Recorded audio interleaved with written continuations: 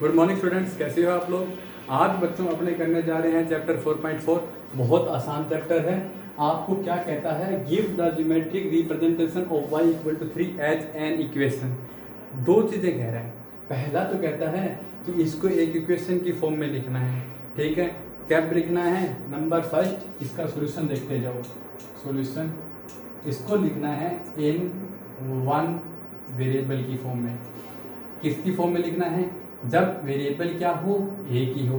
तो आपके पास दिया ही हुआ है y इक्वल टू 3, इसके अंदर कितनी वेरिएबल हैं, एक ही तो वेरिएबल है। और इसको रिप्रेजेंट करना है किसके ऊपर, ज्योमेट्रिक रिप्रेजेंटेशन दिखाना है। तो ज्योमेट्रिक रिप्रेजेंटेशन क्या होता है, ग्राफ बनाना है तो ग्राफ बना दो। ग्राफ कब बनता है लाइन का, जब दो हो, जब दो वेरिएबल हो। यहाँ क्या है, एक ही वेरिएबल है, यानी कि इसका ग्राफ क्या बनेगा। इसके लिए आप एक नंबर लाइन रिप्रेजेंट कर सकते हो। क्या रिप्रेजेंट कर सकते हो, नंबर लाइन, जिसके ऊपर ये सेंटर में होता है 0, यहाँ होता है -1 -2 डैश डैश डैश, यहाँ होता है 1 2 3 4।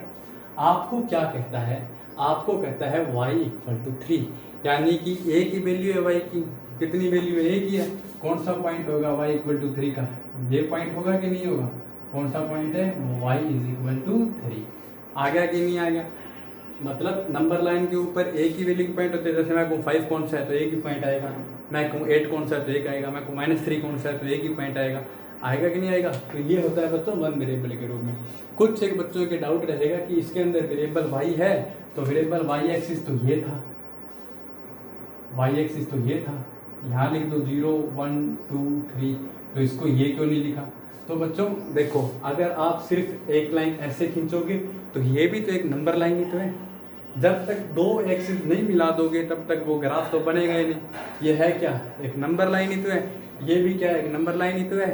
ये नंबर लाइन ऐसे ओरिजेंटली है, इस नंबर लाइन को आपने खड़ा कर दिया, इसके अंदर मैंने लिखा ना, इंडिकेट कर दिया y इक्वल टू 3, तो ये किसी की भी वैल्यू हो सकती है। अब आपको क्या कहता है इसका सेकंड कहता है इसे लिखिए इन टू वेरिएबल की फॉर्म में। कितने वेरिएबल की फॉर्म में लिखना है, टू वेरिएबल की फॉर्म में लिखना है। टू वेरिएबल की फॉर्म क्या होती है बच्चों, ax plus by plus c equal to 0, यही होती है ना स्टैंडर्ड फॉर्म। आपको गिवन क्या है, हमको गिवन क्या है, y इज इक्वल टू 3। अब देखो इसके अंदर x का वेरिएबल नहीं है ना, तो मैं इसको ये नहीं लिख सकता क्या, x का नहीं है, x के मल्टीप्लाई में 0 प्लस y इक्वल टू 3। चाहो तो इसको ऐसे लिख लो, चाहो तो 3 को भी इधर ले आओ, 0x plus y minus 3 equal to 0। देखो अब यहाँ देखो क्या था आपके पास, y इक्वल टू 3 था, यानी कि आपके पास y वाली टर्म भी है और कांस्टेंट वाली टर्म भी है। कौन सी नहीं है, x, तो x लिख दिया मैंने। और x नहीं है, नहीं कब नहीं होगा, 0 से। 0 क्या होता है, मैथ के अंदर 9 को रिप्रेजेंट करने वाला जो डिजिट होती है वही तो 0 होती है। 0 से x को मल्टीप्लाई किया तो 0 ही है, 0 को y में ऐड किया तो y है कि नहीं है। तो इसका मतलब ऐसे लिख सकता हूँ। अब ध्यान से देखो, इस लाइन में इसमें कोई फर्क है क्या, कोई फर्क नहीं है। ये भी y इक्वल टू 3 है, ये भी y इक्वल टू 3 है। तो 0 into x 0, 0 plus y minus 3 उधर चला जाएगा तो y इक्वल टू 3। दोनों है तो सेम ही ना, यानी कि इसको ऐसे लिख सकता हूँ। इसमें सिर्फ एक ही डिफरेंस है, इसमें एक वेरिएबल है, इसमें कितने वेरिएबल हैं, 2। तो अब इसका मैं ग्राफ बनाना चाहूँ तो इसका ग्राफ बन जाएगा। अब मैं इसको ऐसे बना रहा हूँ, क्यों, क्योंकि अब मेरे पास दो एक्सिस आ चुकी हैं, एक x एक y। समझ रहे हो। अब मुझे इसका ग्राफ बनाना है, तो आप देखिए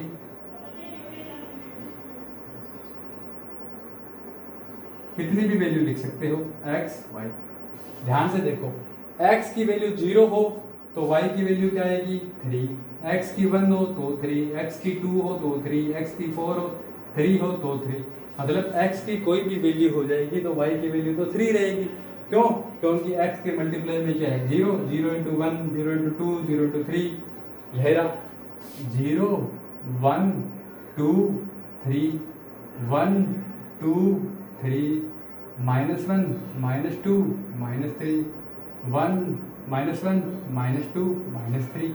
यही तो था, x axis y axis origin, axis का ऑर्डिनेट कोऑर्डिनेट अपनों ने पढ़ा था ना, सारी चीज यही है। अब देखिए x जब 0 है तो y कितना है, 3, x 0 ये रहा, y 3 ये रहा। x जब 1 है तो y कितना है 3x1 ये रहा, y कितना है 3।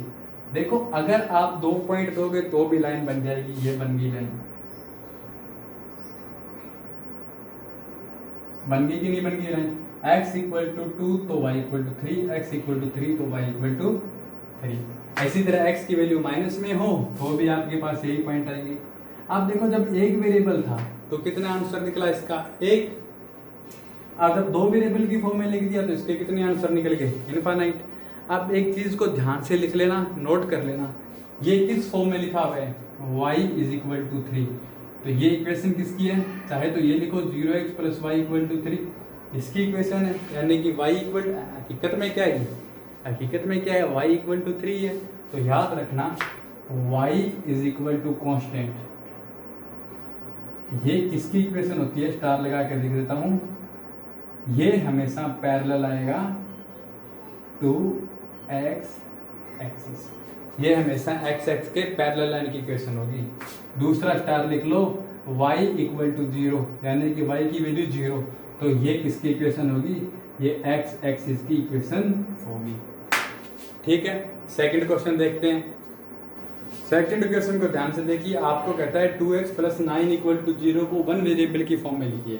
तो 1 वेरिएबल की फॉर्म में लिखेंगे बच्चों, तो ये होता है 2x प्लस 9 इक्वल टू 0, 9 इधर जाएगा तो माइनस का हो जाएगा, तो 2x इक्वल टू माइनस 9, और 2 उधर जाएगा तो इसको डिवाइड कर देगा -9/2, यानी कि x की वैल्यू आ गई -4.5।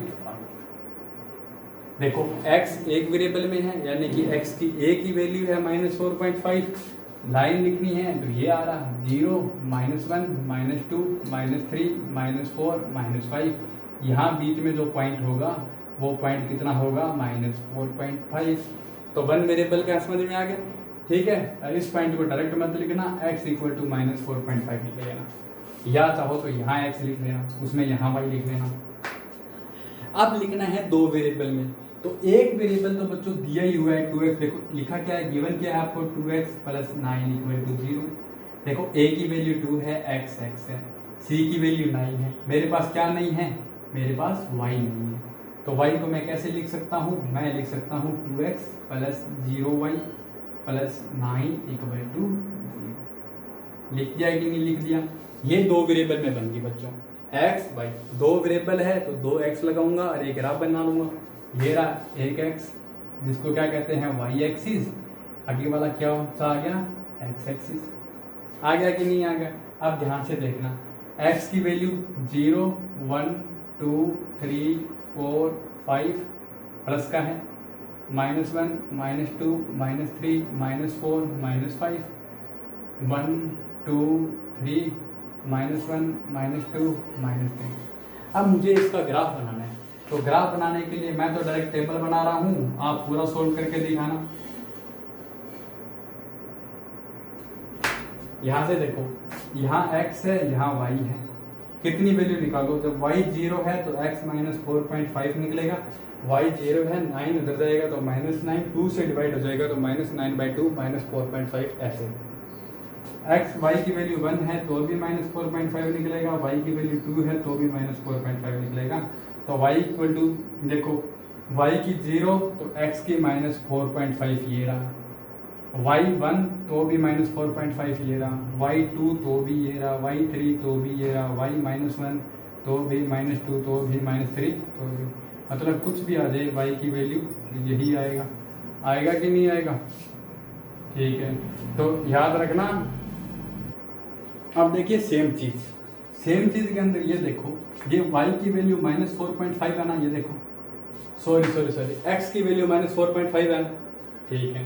तो यहाँ क्या है, जब x इज इक्वल टू 4.5, यहाँ भी है 4.5, यहाँ भी है, यहाँ भी है, यहाँ भी है, यानी x की एक कांस्टेंट वैल्यू आ रही है। जब x की वैल्यू कांस्टेंट हो तो ये क्या बनता है, y x के पैरेलल लाइन बनेगी, किसके पैरेलल लाइन बनेगी, पैरेलल टू y एक्सिस।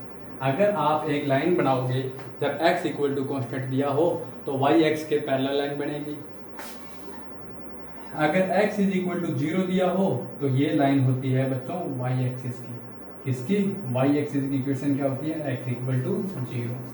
आपको इस एक्सरसाइज के अंदर 2 चीज़ें समझ में आई, पहली चीज़, जब वन वेरिएबल की फॉर्म में है तो इसका एक ही पॉइंट है तो एक ही आंसर है। जब टू वेरिएबल की फॉर्म में है तो एक लाइन को रिप्रेजेंट कर रहा है और एक लाइन के अंदर इन्फानाइट पॉइंट होते हैं तो इसके इन्फानाइट आंसर है। ठीक है। दूसरी चीज़, एक एक्स एक्सिस कहते हैं एक्स इक्वल टू कॉन्स्टेंट हो तो क्या रिप्रेजेंट करेगा, वाई इक्वल टू कॉन्स्टेंट हो तो क्या रिप्रेजेंट करेगा, एक्स इक्वल टू 0 क्या रिप्रेजेंट करेगा और वाई इक्वल टू 0 क्या रिप्रेजेंट करेगा। इसी के साथ फोर्थ एक्सरसाइज खत्म होती है। कोई भी डाउट हो तो मुझसे कॉन्टैक्ट कर सकते हो। Okay bye, Tata.